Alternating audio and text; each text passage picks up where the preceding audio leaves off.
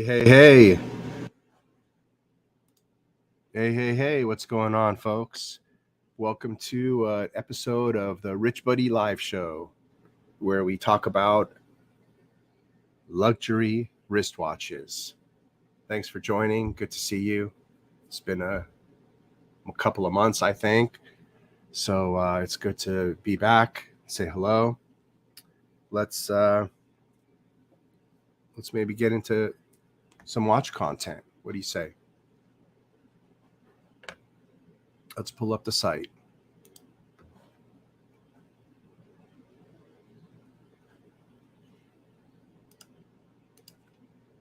Hope everybody's doing well out there. Have you picked up any new watches? Let me know in the chat. Be fun to talk about them, maybe.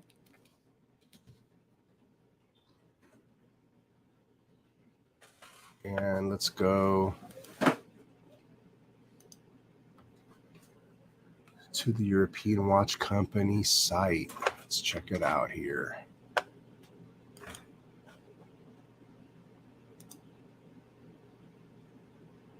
We haven't looked at watch listings for quite some time, so this might be fun. We'll make this somewhat of a quick show as well.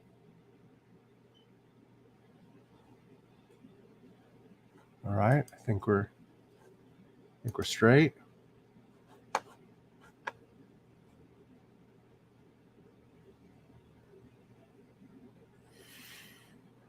I don't remember how to.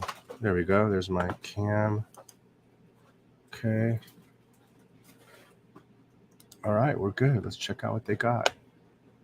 The new arrivals is always a good place to start.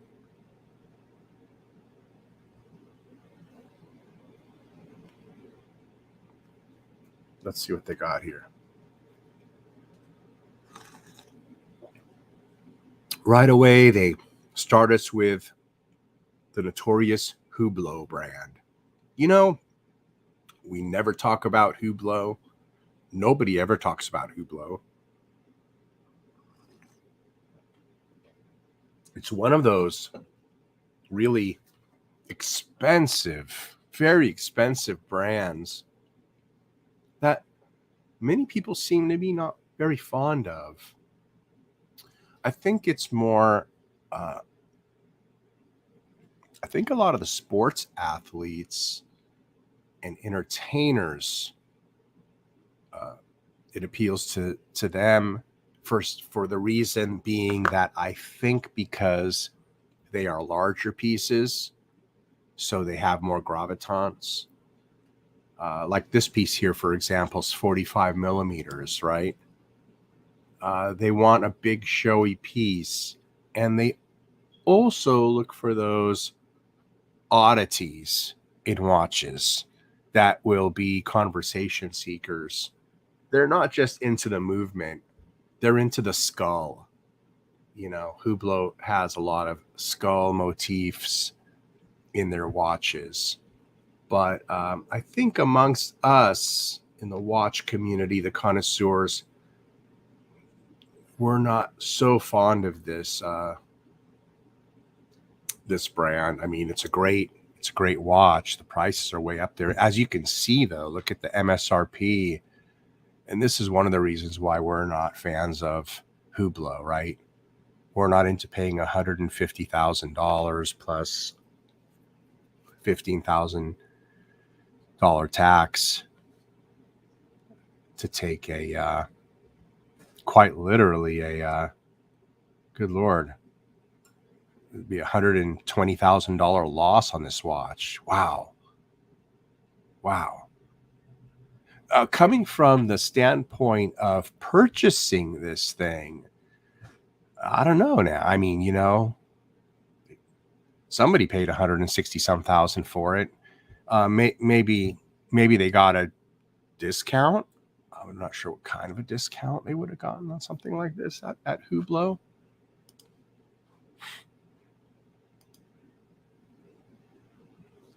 Do you guys like the aesthetics of this watch? Is this a watch that you like the way it looks?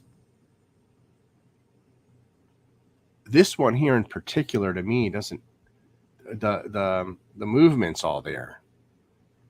I'm not sure about the case aesthetics. The case kind of makes it look a little cheap.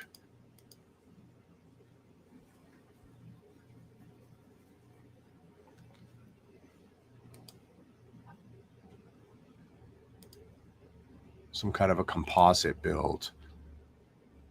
Oh, it's ceramic. Oh, aluminum case. So that's somewhat unique, isn't it? 50-piece aluminum case.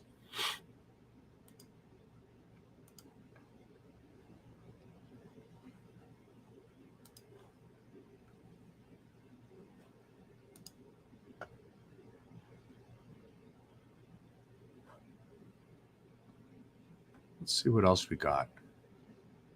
The 5167. Who doesn't like the 5167?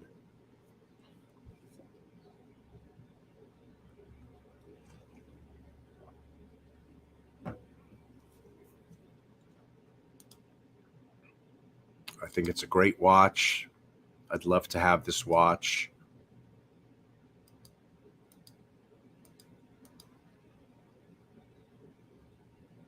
I think it's a great Patek, for sure.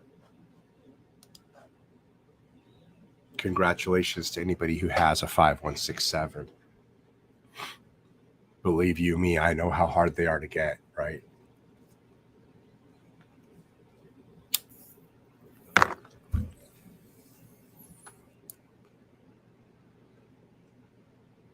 Oh, this is a fabulous watch, and I gotta tell you, this is priced appropriately. Here's a good watch for $30,000. This is a good one. I have many times in the past considered pulling the trigger on the Duometra. This one here specifically, this is as good as it gets. This is an unbelievable timepiece.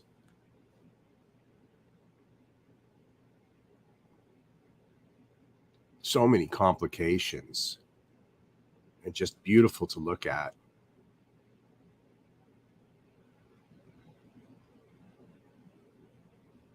Look at that. That's an enamel dial, white enamel dial. So the pictures here certainly don't do them justice.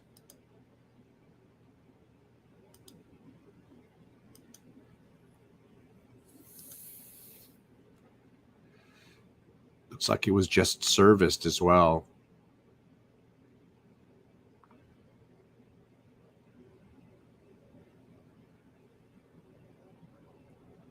Wow.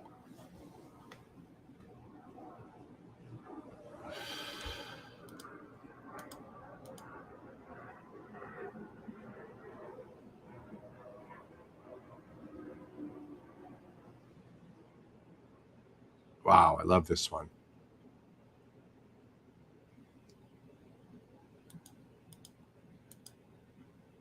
They have different variations of the dial as far as like the coloring goes.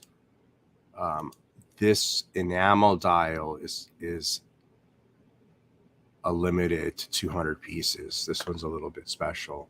I mean, for the price, you're getting the enamel limited edition dial for the price you would be spending on just the regular Duometra version without the limited edition and the enamel. Just so you know, this piece would probably be more in the line of 40,000 retail without these extra editions. They don't list the MSRP here, which is interesting. I love JLC. I have to get a JLC at some point into the club. It has to happen. Just, it is such a respectable watchmaker. Wow, this is the best new Patek watch that they came out with in 2023. This one, as a matter of fact, I think this might be the best watch that came out at all in 2023. Of all watches, I'm not sure what else might have come out to compare with this, but this is the best one of late production. What I truly love about this watch is how all of these markers run into each other, and so closely at that as well. I love that. I love the spacing. I love the look. I love the,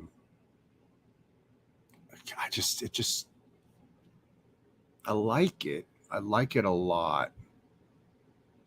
And thank you for using the same color for the font as you did for the dial. Oftentimes, the date, month, year are scripted in black rather than them making it match the dial, you know. So I love this watch. My favorite style of Patek is 5196 Calatrava. I love that 9.6 look, and I love that 9.6 theme throughout all of their watches. And those are the watches I love from Patek Philippe. All of the ones that hark back and looks to the 9.6 Calatrava line, like this one. It's got the same case, the same hour batons, the hands, there's a center complication at 6 o'clock. This is literally a 5196, but they added a moon, the calendar, a leap year, and the day night. I mean, it's a 5196 with all of those things. This is, to me, this would be the holy grail of best watches. Yeah, this is a good one. This is like a perfect watch. You know, quite frankly, I'd love to. I know it'll happen one day. It's just, making big moves are very tough. But I'm. It would be very interesting and a lot of fun for me to. Too bad I didn't sell any of my watches at the height of the watch market, but it'd be very fun to flip into this watch here for $110,000. I certainly have a few watches that could flip into this one, and it might be the right move. It could be the right move for me to move into something grand like this, and you don't have to wear it every day. You do need to keep it on a what do you call it? A watch rotator. You do have to do that for this particular watch. because it is a leap year watch. So this watch always should be running, and hence will always require regularly scheduled maintenances with Patek Philippe. Just don't polish it, and make it clear at least twice, thrice, that you don't want it polished.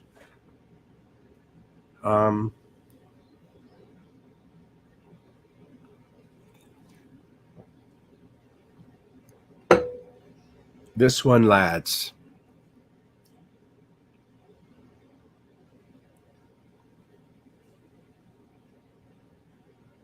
There is only one other one that would compete for this spot for me.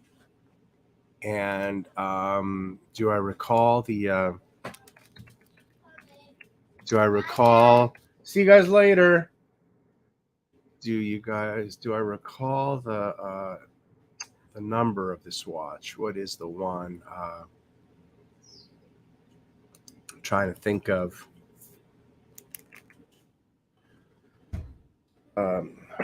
What's that watch that I love? Fella, are you out there watching? Fella?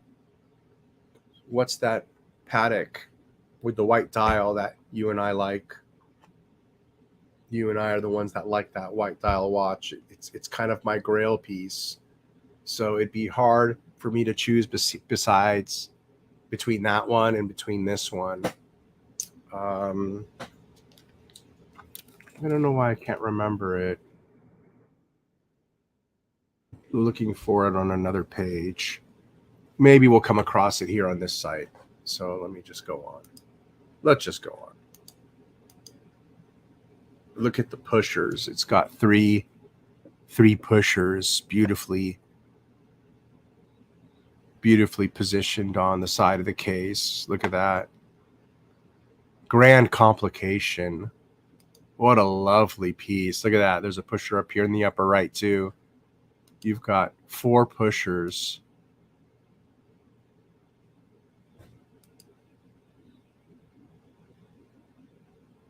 Removable case back. Wow, look at that. So you can change this to a solid case back. It comes with 2 pieces. So you can add more weight to the watch if you like, which I like that. I prefer that, to be honest.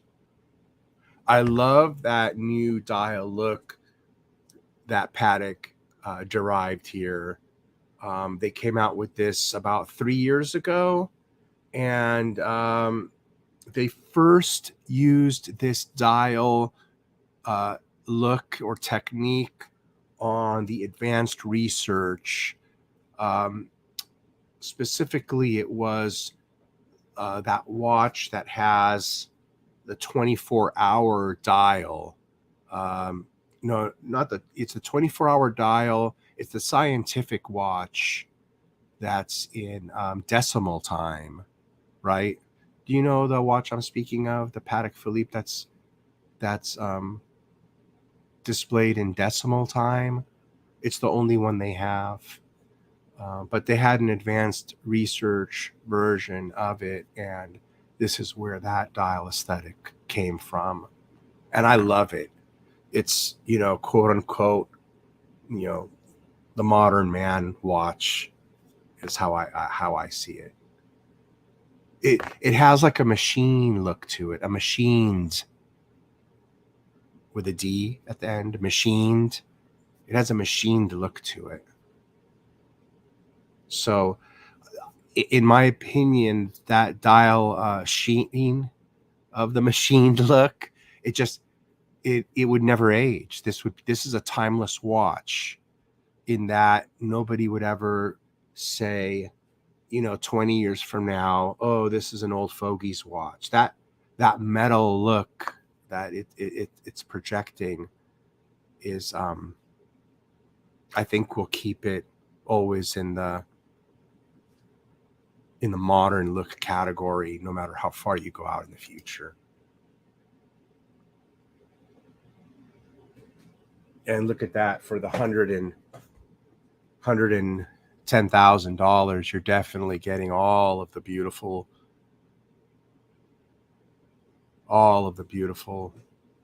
carvings on the back that you normally don't even get on a paddock. You normally don't get all of this even on the back of a paddock fillet. Look at that.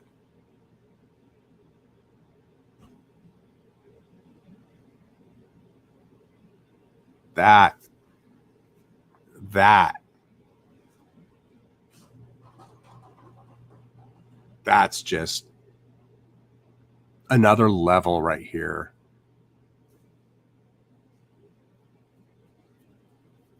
This is something Francois Paul Journe would admire.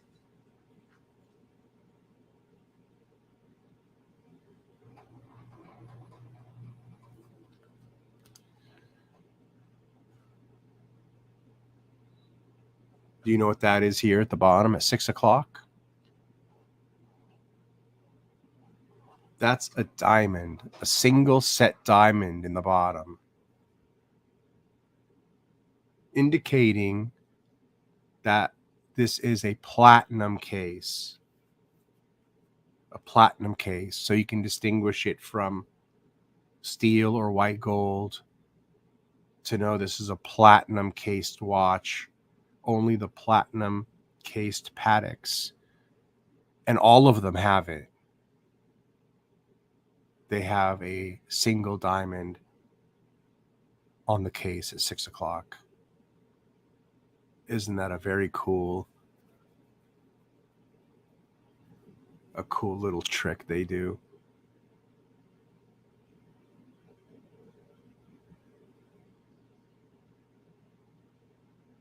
Wow, what a watch. I mean, it's even got literally the icing on top.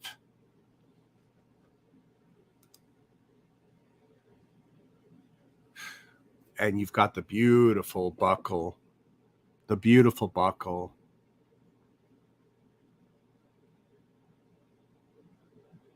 That's the buckle that you want.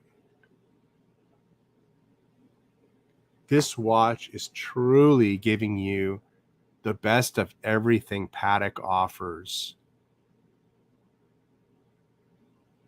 They're not leaving everything out. You can't say, oh, I wish it came with this deployant buckle instead of a tang. And you can't even say, I wish it came with this particular deployant buckle as opposed to the one that others come with, because it does come with this one that everybody wants. I mean, everything about this watch is just desired, and it's there, including the solid case back.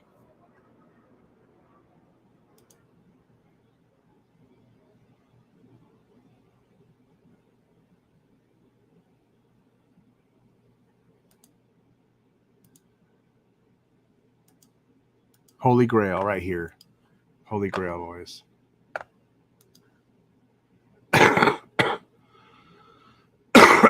Hey, what's going on?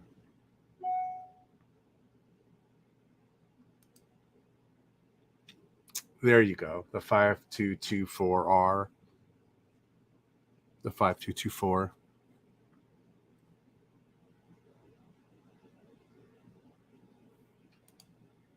No, John, not yet. Not yet. Still waiting on it. It's okay. You know, I have that virtue of patience.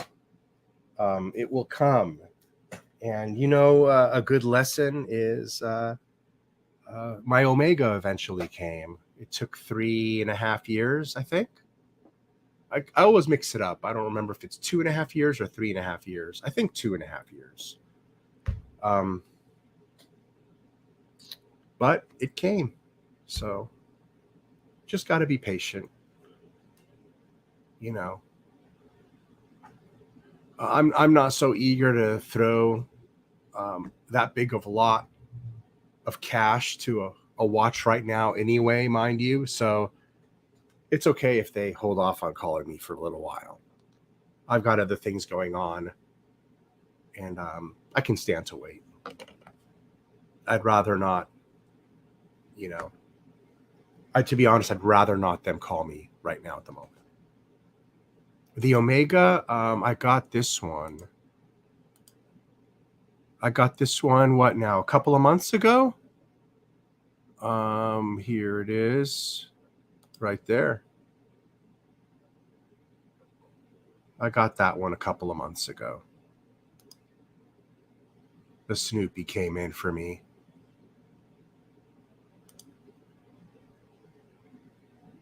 I fully prepaid for this guy.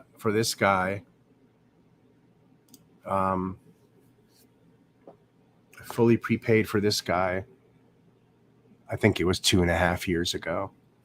And John, when it came in, they made me pay the difference that the watch had gone up in price. So even though I paid for the watch in full, $10,200, I think, or it might have been, no, it was $10,400, I believe. When I went in to pick it up, they made me pay another $700, I think, which was the difference in appreciation from then to now. I thought that was kind of messed up for me to have to pay that difference. I mean, where's the class in that? I mean, is that how you do business? You collected the dude's money for damn near 3 years, and when the watch comes in, you make the guy pay the price appreciation. I mean, come on, man.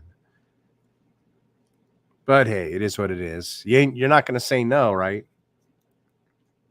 11,000 out the door, and the watch is worth what, 25?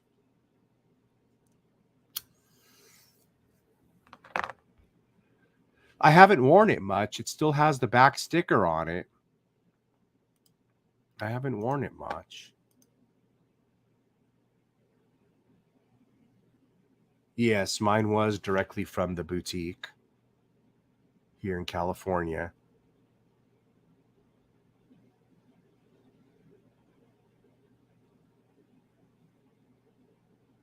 '20, 21, 22.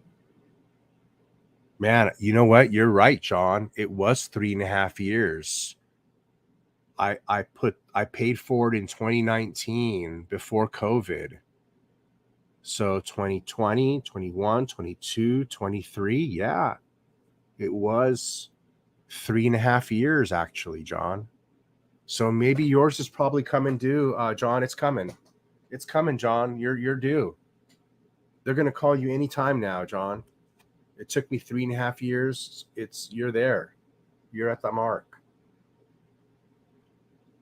But just know they're gonna make you pay the difference between what it's cost you then and what it costs you now. So you're gonna have to come up with the whole balance. But yeah. Oh, you're it's coming for you. You're due.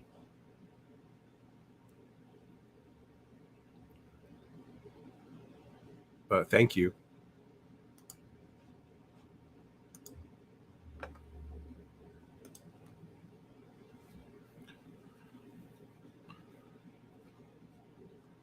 All right.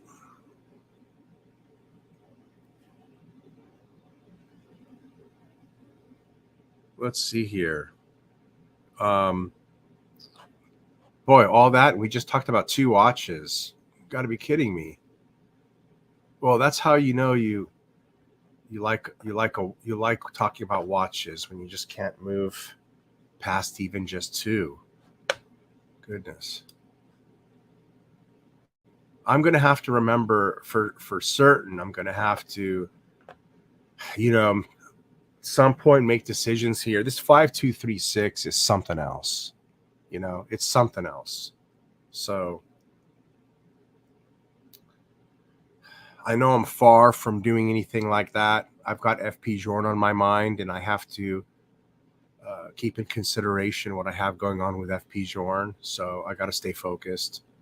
But this F236, 5236P is front and center in the back of my mind. Back and center. How about that? Back and center. Breguet.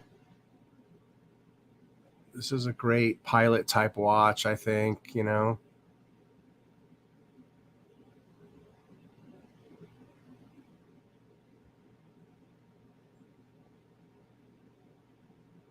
A nice older Omega.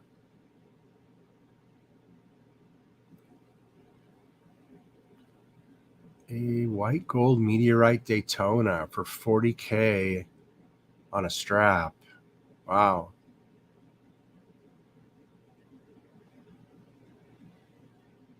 Very pricey. We've got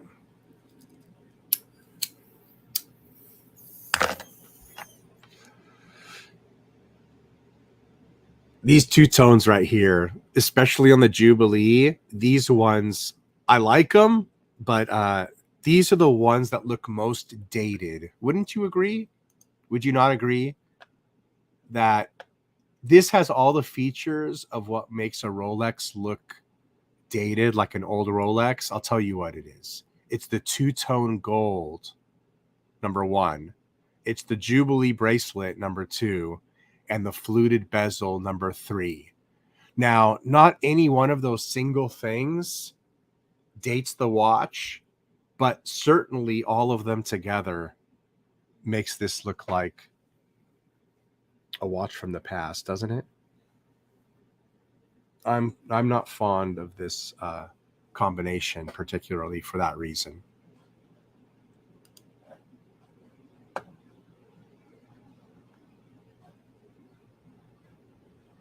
How you doing, Thomas?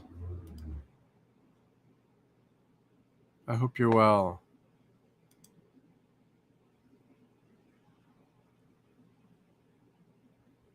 Oh, your order was from an AD, not through a boutique. Well, let's see if you get it around the same time then. I don't know. If we were just going by boutique time and if they're all the same and all things being equal, it took me 3.5 years. So let me know, please, when you do get it. It'd be great for you to let us know. We'd like to know that you got your watch and how long it took for you to get it in the UK versus myself here in California. And, John, if you want to jump on the channel, I'll throw a link up. When you get the watch, jump on here and share your excitement with us, And I haven't worn mine much quite at all. So actually, I don't wear it at all. So I'll throw it on the wrist and we can have a jolly together.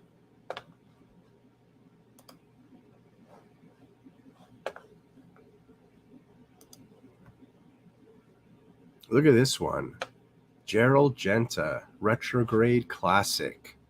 I do have to get going here soon, so I can't believe we hardly went through any watches, but I had a great time going through just these few. So I think if we it's hard for me to do these streams, but I'm going to try to do them as much as I can. I've said that before and I don't come through, but here I am anyway today.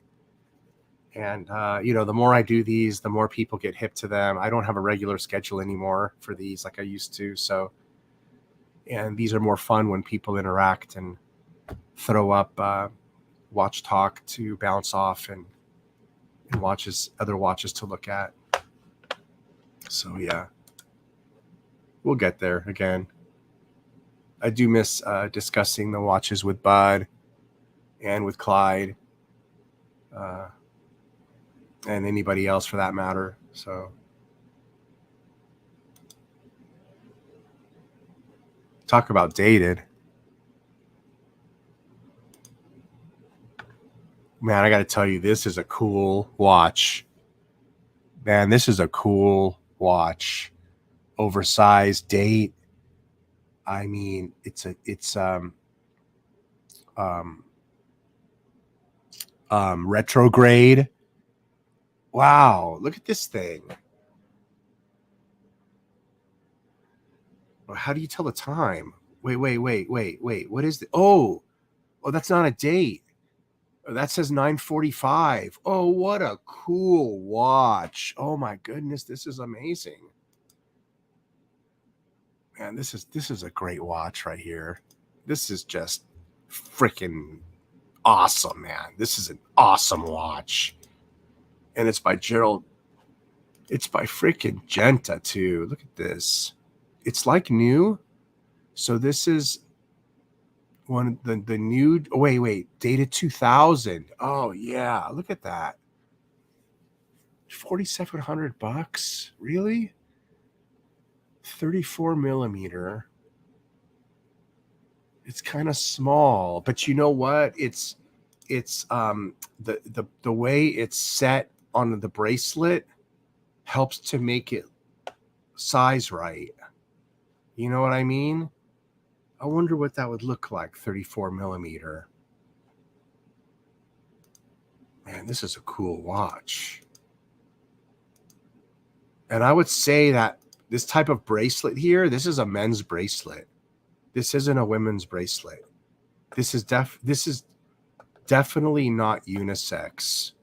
So if you're thinking 34 millimeter, this is a lady's watch, I have to disagree with you. This is a men's style link for sure. And yeah.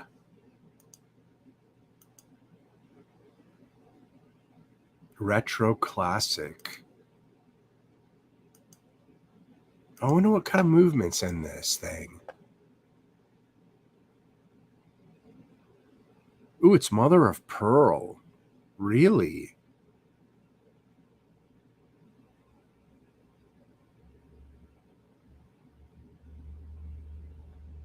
Quite interesting, isn't it?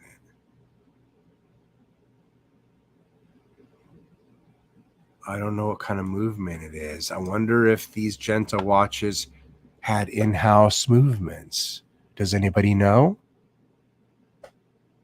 Do you like this watch? I'm really curious. Like, I'm not like I used to be. I don't have money to just buy anything when I see it now. There was a day like that. But this would have been one of them watches that I would just buy off the cuff. Is this a watch you'd be interested in owning and wearing, or not at all? Leave your comment below and let me know in the comment section. I'd really be curious to know what you think about this watch. And do you agree with me? Is that definitely a men's bracelet, and it's definitely a men's only and a non-unisex watch? Am I right or wrong about that? Very cool.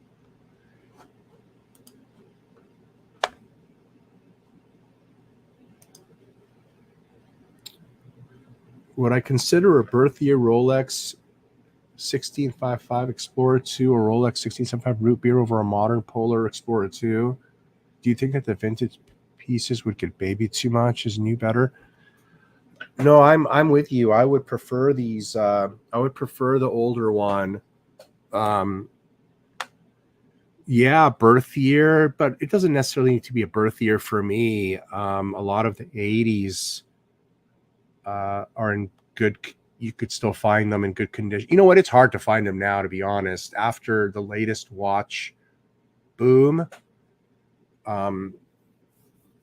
lots of the collectors and real watch buffs, we all picked up a lot of those old watches that were out there. So I know there's less of them out there, but they'll probably come to market again. Maybe they'll come to market again. But no, I like them better. I just like the way they look better. I just like the way they look. And you can only have so much modern. a ceramic sub, a ceramic Batman, a ceramic Hulk, a ceramic Sea Dweller, a ceramic Bluesy. I mean, good Lord, everything's ceramic and modern, and none of it's going to patina. The only thing you're going to get age-wise on a watch now is scratches. And to be honest, that's the only type of aging that people don't want, is the scratching. That's the only one people don't want. Every other kind of patina is desirable and makes the watch look better. So that's what kind of sucks. Why didn't they make watches a metal that's scratch proof and versus making a dial that doesn't patina? Like, for example, the watches that have patina dials, we don't really like those, right? We'd prefer to have a watch with white markers that will patina over time. But what are you going to do?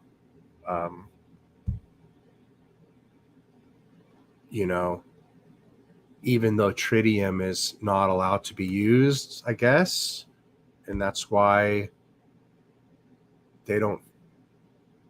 I don't know. Is it that tritium is not allowed to be used, or now they use certain paints that they want to use to keep the luminesce alive forever as opposed to fade?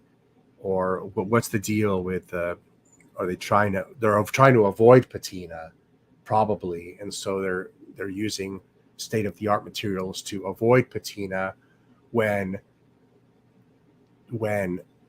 the watch guy probably wants patina. So they're not giving us what we want.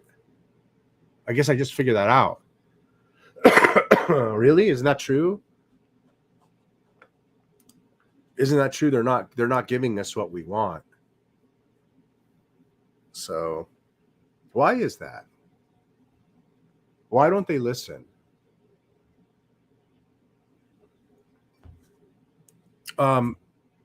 Although I guess you're lucky if you have a vintage watch collection, because the fact that only your watches are going to patina, that's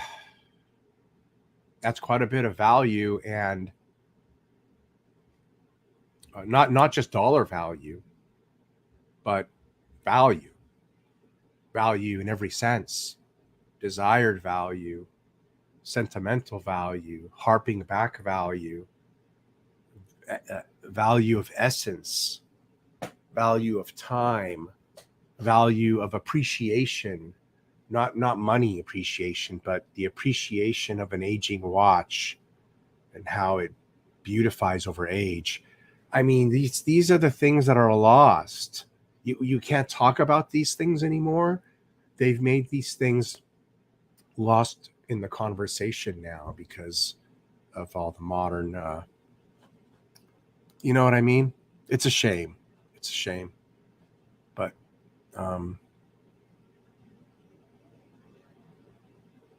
what can you do? What can you do? You can be a connoisseur of vintage watches. We can definitely enjoy that as a topic, and maybe we need to go into that more. I think that would be fun. And I think it's something for us to consider. Those of us like Bud the Stud, my friend Bud the Stud, or my friend Barry, or some of us that have lots of modern watches already. I mean, we have more than enough of the modern watches. For example, I wear one of my modern Rolexes for 6 months at a time. That means I wear 2 watches a year. Well, hell, if I'm rotating every 6 months, it's going to take 3 years before I get back to my Rolex at the top of the list that I started at. Think about that. That's kind of cool, actually. That if I rotate my watches on a very common frequency, every 6 months, that it would take for me that long to get to complete the rotation. That being said, why do you need another modern Rolex, right? If you are going to get another watch, expand the mind a little bit and the collection, no doubt, and let's explore vintage. And that happened to me. That's how I ended up getting the Universal Genève circa 1950, which I love that watch. I don't wear it much, but it's an absolute relic. I mean, it's such a it was such an unused piece. Even the scribing on the back of the case wasn't worn from the wrist. It's amazing, to be honest. So and not only I bought the Universal Genève, but I also bought the Omega, the 1969 861 quote unquote real transitional. So I did do, as I'm speaking, I did stop buying modern, harped into the leaped back into the vintage world, and pulled a couple of vintage watches out of the universe. And then I took another switch from that point, going to a private boutique,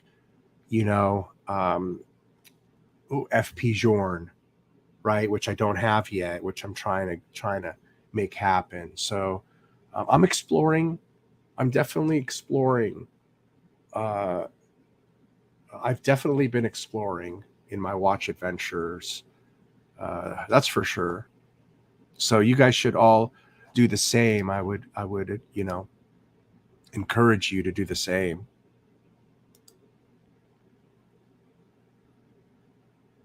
Do you think that happened back in 2000 as well, that this watch being manufactured with papers dated year 2000? Do you think Bulgari is in the movement?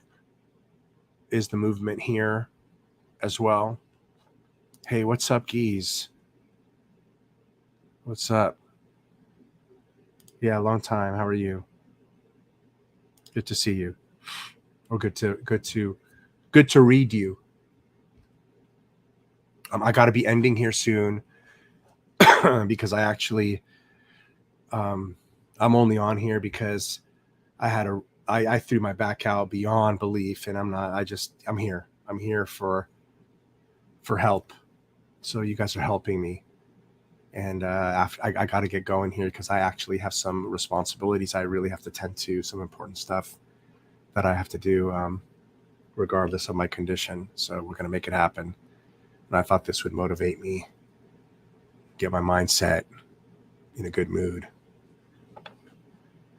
You have a 1985 5513 with spider dial and lovely creamy lume plots. However, because it's old, it doesn't get worn as much as my modern Rolex. Right. Sure. But that's the great thing where I talked about not having to wear your watches so much because of rotation. So that being said, we're wearing our modern Rolexes 6 months at a time before we rotate them. And guess what? The most precious of your watches, like the 5513, this is the watch you pull out Sunday at church.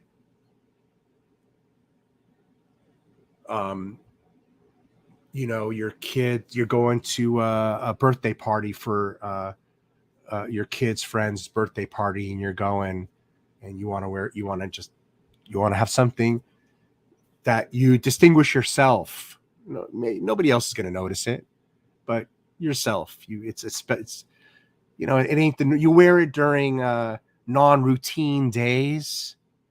No, I don't know. You know what I'm saying. These are the ones you wear one time, not for 6 months rotation. You don't sleep with them. And to be honest, you don't typically even wear it 2 or 3 days in a row.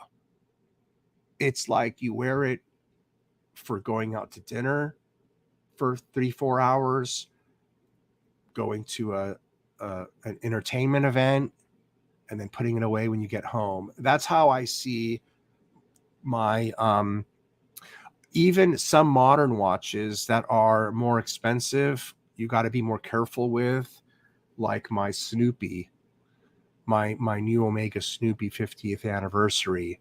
I'm not wearing that one hardly because I know what it's worth and I know it's a collector's piece, and I probably shouldn't even be wearing it. It probably should be just staying in the box. I got plenty of other watches to wear, but you know, I'm gonna wear it. So just once in a while, you know.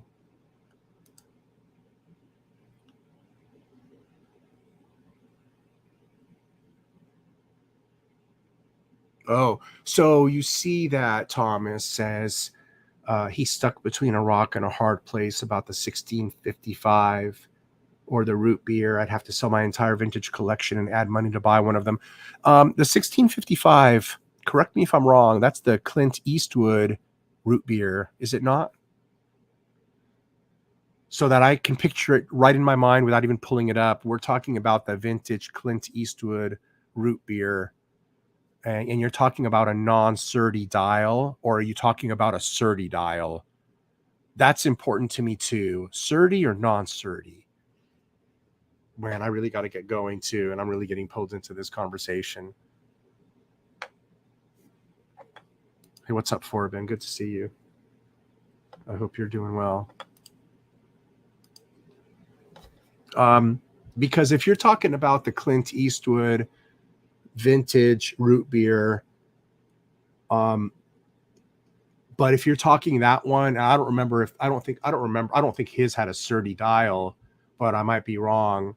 I think his had the buttons, man. And if you could get the one with the buttons, holy cramoly, that would be the ultimate one, Thomas. The Clint Eastwood root beer with the buttons. You know what I'm talking about? The hour markers are like Levi button snaps.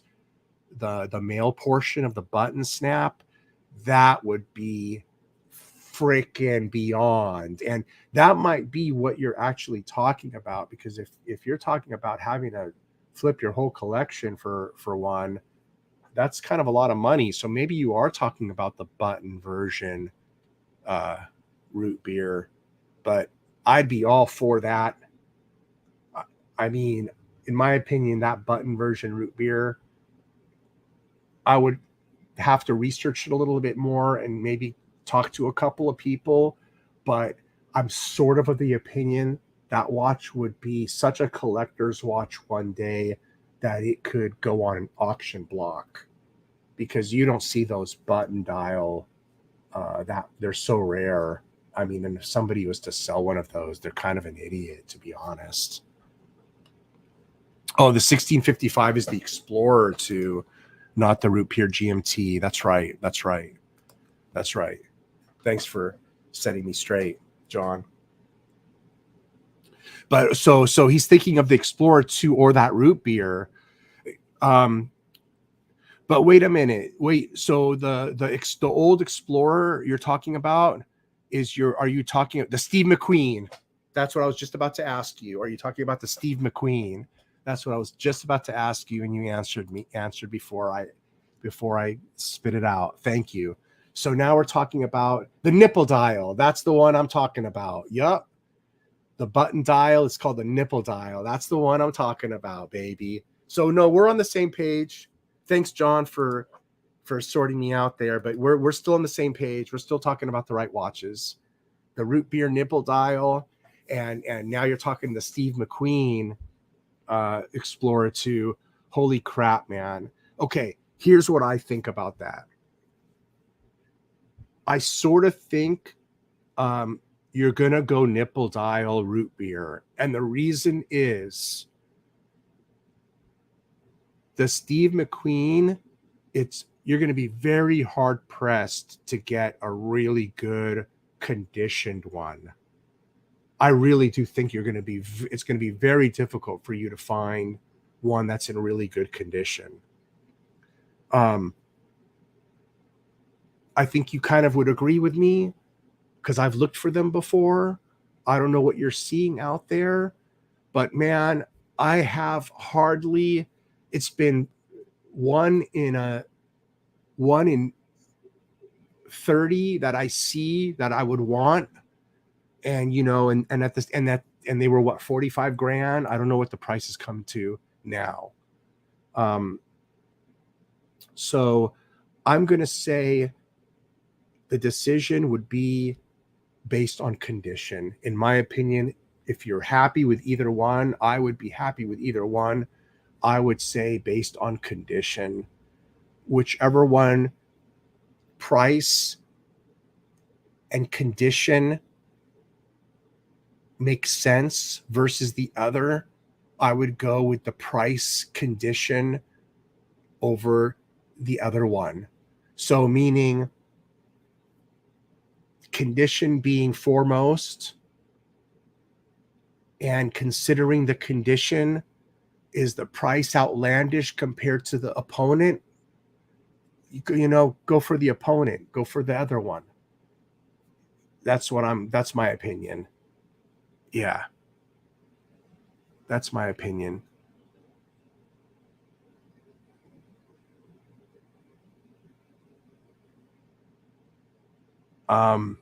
Yeah. Boy, good luck on that. Good luck on that. I think I got you. You're good on that one.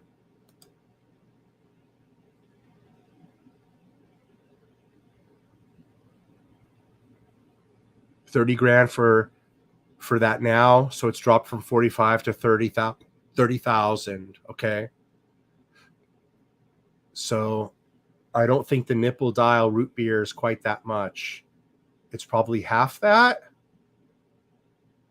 Or is it, or what? I mean,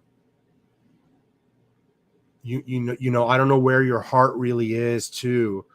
If you're making it sound like it's an equal balance, that you'll be equally happy with either one. But so I think a third condition would be, if your heart is set on one more than the other, put that in the equation as well. Condition, price versus the other, and where your heart lies. Use those three factors.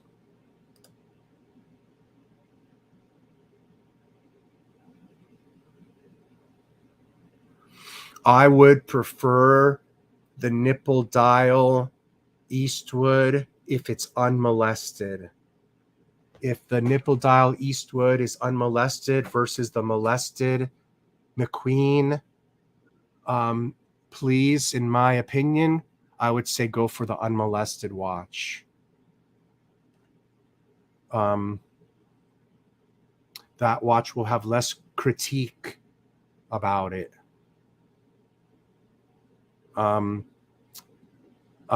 You'll never have a but, so I have my Steve McQueen 1655, but it has a service dial, but it has new hands. You don't need any buts in your watch. Go for the unmolested watch.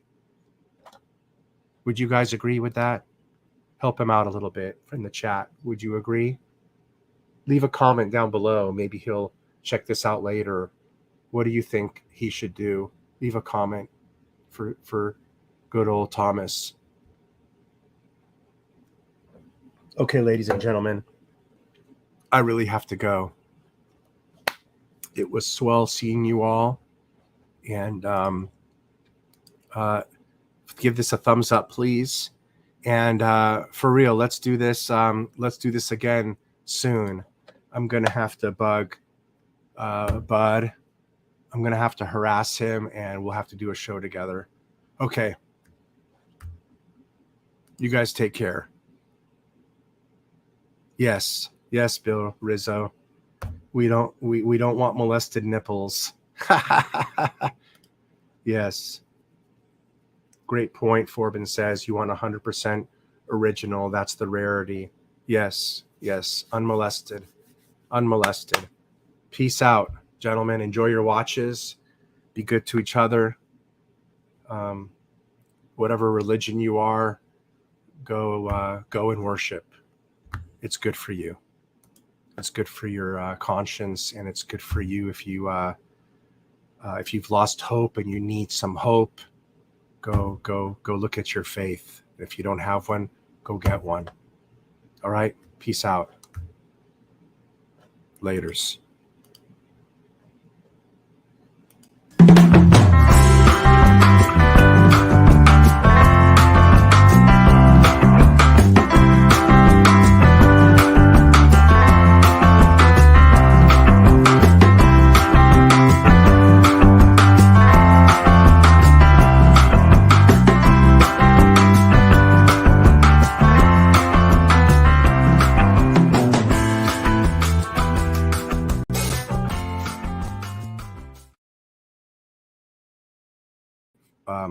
I'm actually seeing NFL specialists, NFL physical therapy specialists.